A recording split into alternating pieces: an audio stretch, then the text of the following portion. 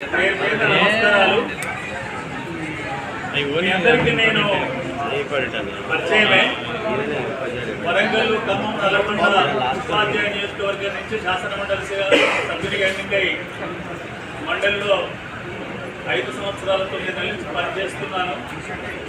విద్యారంగంపై అనేక రకాల చర్చల్లో నేను పాల్గొన్నాను. తెలంగాణ రాష్ట్రంలో కూడా రాసే మీకు కూడా గత సంవత్సరం అందజేసిన వృత్తి నాకు ఉన్నది.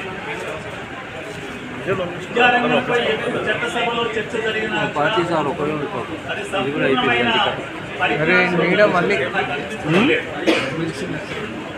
తెలంగాణ రాష్ట్రంలో బళ్ళు మూతపడుతున్నాయి.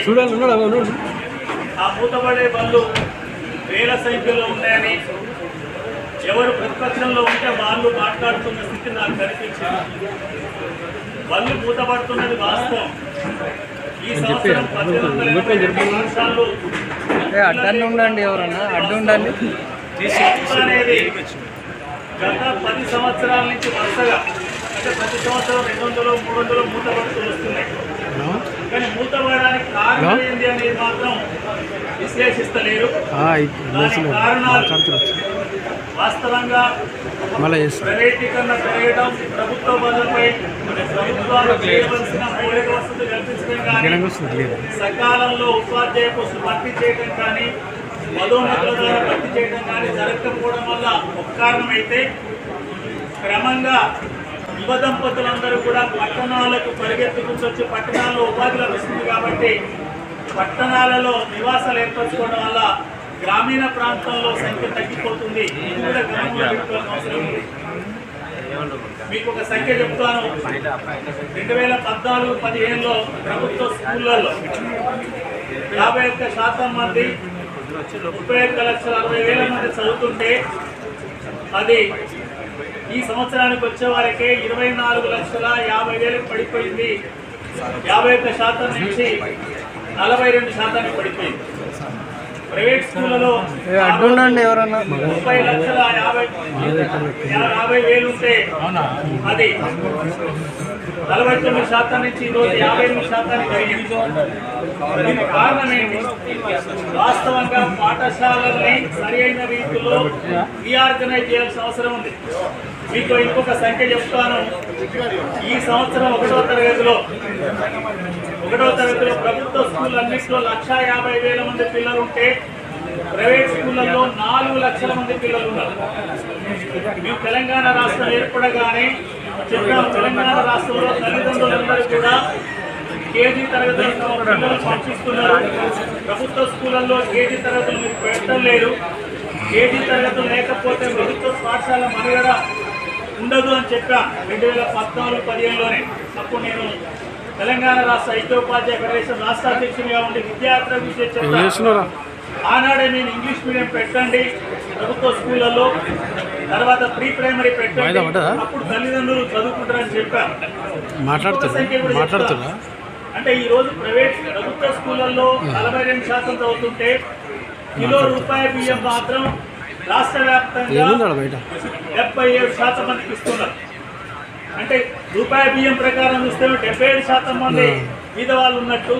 కానీ 77% పడిపోతే మిగతా దాదాపు 25% మంది 30% ఎక్కడ చదువుకుంటున్నారు, ఎట్లా ఇబ్బంది పడుతున్నారు, ఫీజులు కట్టలేక మధ్యతరగతి కుటుంబాలు ఎలా అవుతున్నాయి? దీని కొరకు మీకు ఇంకొక సంఖ్య చెప్తాను. తెలంగాణ రాష్ట్రం 33 జిల్లాలు ఏర్పడ్డాయి. మీకు జిల్లాల పరిస్థితి మీకు కూడా దృష్టి ఉంటుంది అనుకుంటారు. హైదరాబాద్ జిల్లాలో 8 లక్షల మంది పిల్లలు దొరుకుతారు. 8 లక్షల అదే ములుగు చాలా చిన్న జిల్లా. ప్రభుత్వ ములుగు జిల్లాలో 40,500 మాత్రమే చదువుతారు. 40,500. రంగారెడ్డి జిల్లాలో 7,60,000 మంది పిల్లలు చదువుతున్నారు. మేడ్చల్ జిల్లాలో 6,30,000 మంది పిల్లలు చదువుతున్నారు. అయితే అదే 10 జిల్లాలలో లక్షలోపు ఉన్నారు. భూపాలపల్లి జిల్లాలో 50,000 చదువుతున్నారు. తర్వాత సిరిసిల్ల జిల్లాలో 68 లక్షలు, జనగాం జిల్లాలో 62 లక్షలు. అంటే జిల్లాల వారీగా చూసినప్పుడు పట్టణాలకు, నగరాలకు ప్రత్యేకంగా తరలిపోతున్నారు. దానికి అనుగుణంగా నగరాల్లో కొత్త బళ్ళు పెట్టాలి. తెలంగాణ మన రాష్ట్ర ప్రభుత్వం మారిన తర్వాత మండలానికి ఒక తెలంగాణ పబ్లిక్ స్కూల్ పెడతామంటే నేను తీవ్రంగా వ్యతిరేకించి చెప్పాను. దాన్ని ప్రభుత్వం అనుసరించిందని నేను భావిస్తున్నాను. ఎందుకంటే మండలాలుగా చూస్తే జయశంకర్ భూపాలపల్లి జిల్లాలో పల్లిమెల అనే మండలం ఉంటుంది. అక్కడ పిల్లలు మొత్తం కలిపితే 750 మంది చదువుతున్నారు. చాలా రూరల్ మండలాల్లో 2000, 2500 చదువుతున్నారు. కానీ అదే రంగారెడ్డి జిల్లాకు వస్తే షేర్లింగంపల్లిలో ఒక మండలంలోనే 1,11,000 మంది పిల్లలు చదువుతున్నారు. అంటే 10 జిల్లాలలో 1,00,000 లోపు చదువుతుంటే 10 జిల్లాల కంటే ఎక్కువ ఒక షేర్లింగంపల్లిలోనే చదువుతారు. కుత్బుల్లాపూర్ మండలంలో 1,07,000 మంది పిల్లలు చదువుతున్నారు. అంటే ఈ పద్ధతిలో యువ దంపతులందరూ కూడా పట్టణాలకు నగరాలకు వస్తున్నారు. వరంగల్ జిల్లాను తీసుకుంటే, హనుమకొండ జిల్లాను తీసుకుంటే, వరంగల్ హనుమకొండ 2 జిల్లాలు వరంగల్ నగరంలో ఉంటాయి. వరంగల్ నగరంలో 1,40,000 మంది పిల్లలు చదువుతుంటే 2 జిల్లాలు కలిపి కూడా 2,60,000 మంది.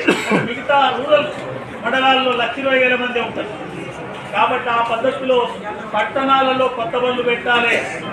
3,000, ఆ తర్వాత 5,000, 8,000, 10,000, 15,000, 18,000, 20,000 వరకు పాఠశాలకు నేను గ్రాంట్ ఇస్తున్నాను. ఇంకా ఇది మార్చాలి. ఎందుకంటే మననే గణాంకాలు చూసినట్లయితే 50 లోపు పిల్లలున్న స్కూళ్ళు ప్రైమరీ స్కూళ్ళల్లో దాదాపు 14,000 ఉన్నాయి. 50 లోపు పిల్లలంటే తరగతికి 10 లోపు వస్తారు. 30 లోపు పిల్లలున్న స్కూళ్ళు దాదాపు 8,000 ఉన్నాయి. అంటే తరగతికి 5-6 మంది పిల్లలే వస్తారు. వాస్తవంగా ప్రపంచవ్యాప్తంగా కానీ దేశంలో కానీ విద్యావేత్తలు చెప్పేది ఏంటంటే ఒక తరగతిలో ప్రైమరీ స్కూల్లో 18 మంది పిల్లలు ఉంటేనే చదువు వస్తుంది. మినిమం సంఖ్య ప్రైమరీ క్లాసులో 18 మంది ఉండాలి. హై స్కూల్లో 24 మంది ఉండాలి, లేదా 28 మంది ఉండాలి. ఆ రకంగా రీఆర్గనైజ్ చేయాల్సిన అవసరం ఉంది. దానిపై చర్చించాలి. ముఖ్యంగా ప్రాథమిక పాఠశాలలో ప్రీ ప్రైమరీ కనుక పెట్టకుండా ఇట్టే వదిలేస్తే, ఇంకా 4 ఏళ్ళు కనుక వదిలేస్తే తెలంగాణ రాష్ట్రంలో ప్రైమరీ స్కూల్ ఏమైనా మిగులుతాయంటే పట్టణాలు నగరాల్లో 4 మిగులుతాయి తప్ప ఇంకెక్కడ కూడా మిగిలే అవకాశం లేదు. ఇప్పుడే మీకు చెప్పాను, 1వ తరగతిలో 1,50,000 మంది గవర్నమెంట్లో ఉంటే 4 లక్షల మంది ప్రైవేట్ పోయారు. అదే 10వ తరగతికి వచ్చే వరకే 2,60,000 మంది, దాదాపు 70,000 మంది ప్రభుత్వ పాఠశాలలో ఉంటే అదే సంఖ్యలో దాదాపు 2,70,000 మంది ప్రైవేట్ స్కూళ్ళలో ఉన్నారు. అంటే ప్రైమరీలో ప్రీ ప్రైమరీ లేకపోతే ప్రభుత్వ స్కూళ్ళకు రారు. అందుకు అనుగుణంగా చర్చించాలి, చర్చ జరగాలి. ఆ రకంగా పాఠశాల రీఆర్గనైజ్ చేయాలి. తరగతిలో 17 మంది పిల్లలు ఉంటే పాఠశాల రీఆర్గనైజ్ చేయాలి. అందుకొరకు చర్చ జరపాలి. ఆ పద్ధతిలో చర్చిస్తే తెలంగాణ రాష్ట్రంలో ఉన్న టీచర్లతోనే, ఉన్న వనరులతోనే పెద్ద ఎత్తున మనం బలం బాగు చేసే అవకాశం ఉంది. మన ఊరు మనబడి విషయంలో కూడా కొన్ని పనులు ప్రారంభమై పూర్తి కాలేదు. వాటి పూర్తి చేయాలి. కానీ కొన్ని సెలక్షన్ ఎలా జరిగిందంటే నల్లగొండ జిల్లాలో తిరుమలగిరి సాగర్ మండలం ఉంటుంది. అక్కడ నెమ్మికల్ అనే కాడ హై స్కూల్లో మన ఊరు మనబడిలో సెలెక్ట్ చేశారు. 3 IFB ప్యానల్స్ అక్కడ టీవీలు పెట్టారు. ఈరోజు హై స్కూల్ మూతపడ్డారు. పోయిన 2 ఏళ్ల కిందనే అక్కడ IFB ప్యానల్ పెట్టారంటే సెలెక్ట్ చేసేటప్పుడు కూడా ఆ బడి నడుస్తుందా లేదా, అక్కడ పిల్లలు ఉన్నారా లేదా, ఆ ప్రాంతంలో బడియని పిల్లలు ఎంతమంది ఉన్నారు, ఇవన్నీ సెలెక్ట్ చేయాలి తప్ప రాజకీయాలకు అతీతంగా నా కాడ పడి ఉండాలి పిల్లలు లేకున్నా అనే పద్ధతిలో ఆలోచిస్తే మొత్తం తెలంగాణ ప్రభుత్వ విద్యాలయం ఇంకా దోషమయ్యే అవకాశం ఉంది, తగ్గిపోయే అవకాశం ఉంది. ఆ పద్ధతిలో అందరూ సభ్యులు కూడా చర్చించాలని, రాజకీయాలకు అతీతంగా చర్చించాలి. రాజకీయ విద్యారంగంలో ముఖ్యంగా రాజకీయాలు ప్రవేశపెట్టడం మంచిది కాదు. ఏ పద్ధతి మంచిది, ఎక్కడ బడి పెడితే ఎక్కువ మంది పిల్లలు వస్తారు. ఇంకోటి మీకు తెలుసు, తెలంగాణ ఏర్పడ్డాక 650 పైగా గురుకులాలు పెట్టారు, 130 పైగా KGBలు పెట్టారు. ప్రభుత్వ రంగంలో అంటే ఎన్ని వచ్చినాయి? 780, 800 స్కూల్ కొత్తగా పెట్టినా కూడా పిల్లల సంఖ్య తగ్గింది. గురుకులాలు పెట్టి పిల్లలు పెరగలే. వీటన్నిటి పరిగణలో తీసుకొని ఈ రాష్ట్ర ప్రభుత్వం, ఇప్పుడున్న రాష్ట్ర ప్రభుత్వం సరి అయిన రీతిలో చర్చ, స్వల్పకాలిక చర్చ పెట్టాలని చెప్పి మీ ద్వారా డిమాండ్ చేస్తున్నా. ఆ పద్ధతిలో వచ్చే విద్యాసంస్థను ప్రభుత్వ బడులను అభివృద్ధి చేయాలని చెప్పి కోరుతూ మీ అందరికీ నమస్కారంతో